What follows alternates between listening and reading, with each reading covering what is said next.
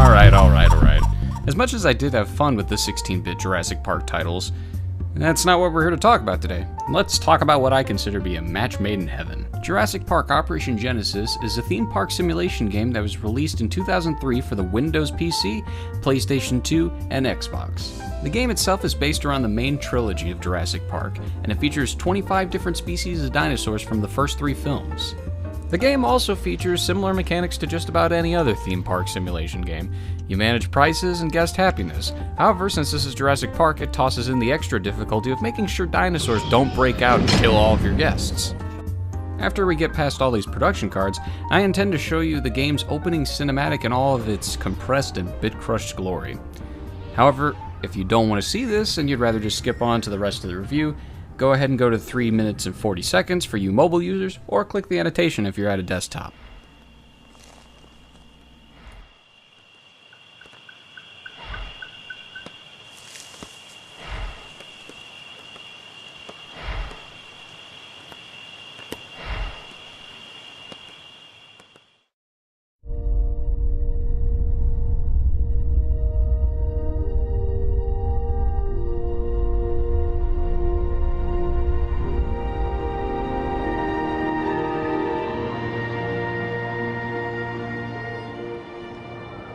It's yours.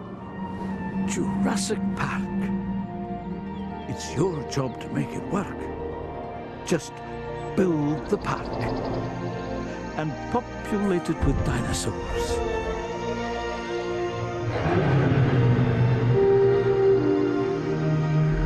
Lots of dinosaurs.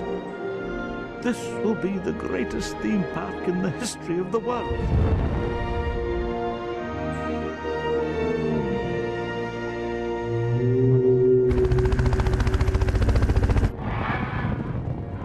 Job is to keep the park gates open. Prove to InGen that the park is viable and safe. Code Red, this is Park Control. Raptor breakout in Sector 32. Code Red. Copy that, Control. I'm reading 6 visitors in Sector 32.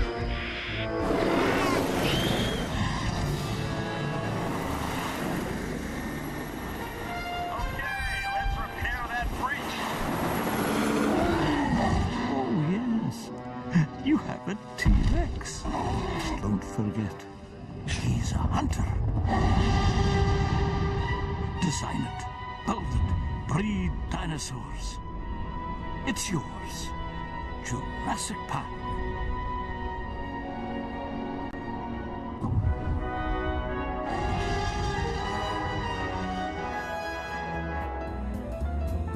As a kid, this would get me so hyped up to play this game, and it's a fairly accurate over-dramatization of how the game actually plays out. It stays pretty true to what you see, albeit with less animation and graphical fidelity. And now here we are at the menu screen. From here you have a handful of options you can choose, but let's start with the most unique and kind of odd inclusion into this, the Dinopedia. From here you can live out your greatest fantasies as a mock paleontologist with a dash of John Hammond. This gives you information on all of the dinosaurs in the game, including their diets, their habitats, and what other dinosaurs they get along with, as well as their popularity rating. At some point during your park's operation, there's a chance you'll encounter illness and sickness from your dinosaurs. This dinosaur disease page gives you a little bit of insight on what you might encounter later on. And from there also you can go look at park management and learn about different functions that you can install into your park and have them throughout. The next movement on our Carnivorous Concerto is the exercises page, which functions largely as a tutorial. While many people would probably like to have the hand-holding aspect of tutorials, especially in a park management game that allows very little wiggle room as far as finances and design go, I've always just went with going right into the game and learning on the fly, and it's worked out well for me. And with that said, let's go ahead and look at the next thing, which is missions. These bite-sized adventures focus more on the action aspect of the game. You get to be your park photographer as well as your park ranger. Some of these missions include getting up close and personal with some of your park's best dinosaurs, or flying high above and taking out carnivores that are going on a rampage on your visitors. Also, I think this would be a good time to share a funny little moment that I captured while playing the game. Whenever I was trying to get up close and take a photo of an Allosaurus, but I wasn't able to back away quickly enough, and he destroyed my car. However, I still won. Good enough for me.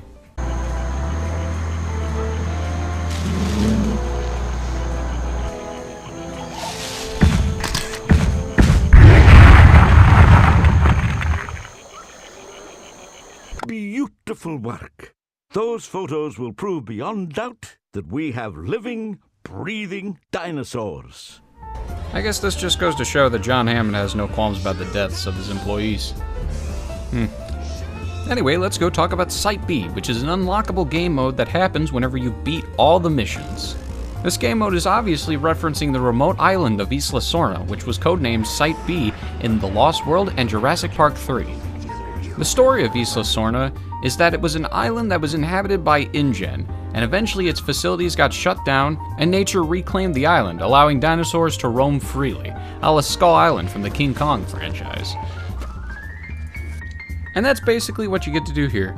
You have your hatcheries and you can plant them all around the island and just let your dinosaurs go. Unfortunately, there's not a lot of substance to this, it's just that, but it's kind of neat to see how the dinosaurs interact with one another, and sometimes it leads to nice and serene moments like the one right here. It's just kind of neat and heartwarming to see. It gives me the same kind of feelings that Alan Grant and Dr. Sattler had whenever they were watching the Brachiosaurus go across the prairie. Now, of course, let's go on to the actual meat and potatoes of the game, the park building simulator. Once you decide to start the game, you're greeted with John Hammond and a bunch of sliders where you can choose and design your island to how you see fit.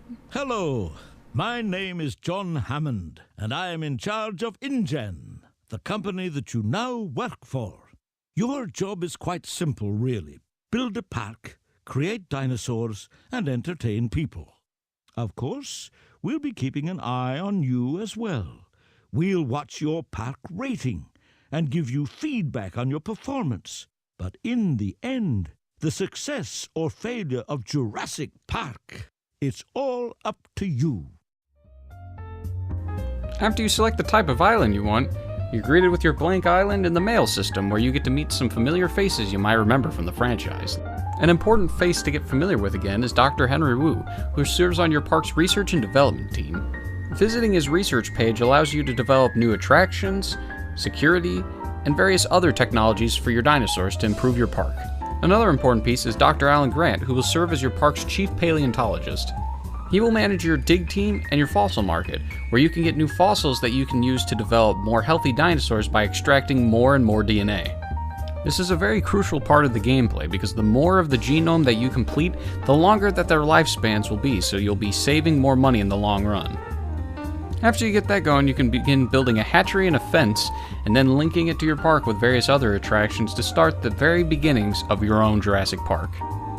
Once you feel confident enough, you can open it up and let the general public see your dinosaurs. Ladies and gentlemen, it gives me great pleasure to declare the newest wonder of the modern world, Jurassic Park, now open. Eventually, if you stick with it and monitor your park's ratings, you end up with something like my 5-star park I've got here, that has all the amenities and attractions like a safari truck,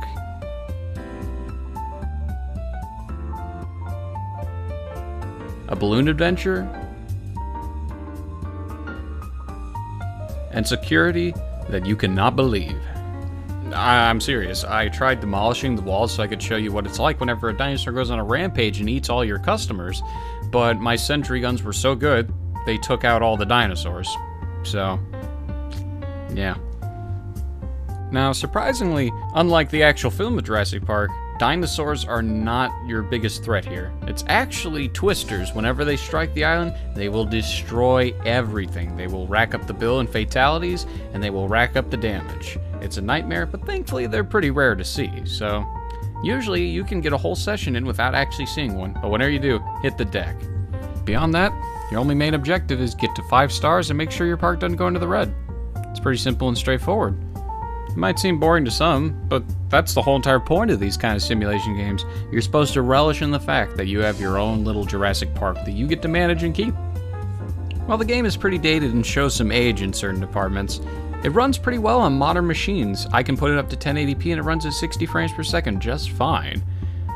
But if you're looking for something a little more modern, you're not going to find very much luck because Blue Tongue Entertainment was defunct in 2011, so they never made another Jurassic Park game.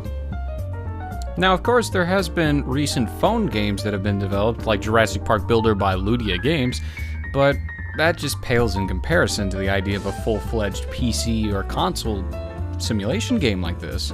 It just cannot be matched. Phone markets are completely different than the standard gaming market. However, on August 20th, 2017, an announcement trailer for Jurassic World Evolution was put up, and this looks to be the spiritual successor to Operation Genesis that fans have been crying out for many years to have. And now, while the original developer is long dead, I have a lot of faith in this project. If you didn't know, this is being developed by Frontier Developments. They have an impressive resume in this genre if you didn't know that already. They made the last good Roller Coaster Tycoon game, Roller Coaster Tycoon 3, and they also made the complete smash hit and successor to Roller Coaster Tycoon 3, Planet Coaster. If there's anybody I trust to bring that great park-building atmosphere back to the franchise of Jurassic Park, it's gotta be Frontier. It's definitely them. For those of you who want that same experience but don't want to wait till 2018, you'll be happy to learn that the Jurassic Park Operation Genesis modding community is still growing pretty strong, so if you want a new experience, there you go. Hopefully this little review has got you excited if you haven't played the game before and you want to go play it yourself now. And with Jurassic World Evolution coming out soon, you should get a taste of the roots where it all began. And for those of you who have actually played the game before, you know why I did this review. Go find your disc and start it up yourself. This is Grookid, signing off.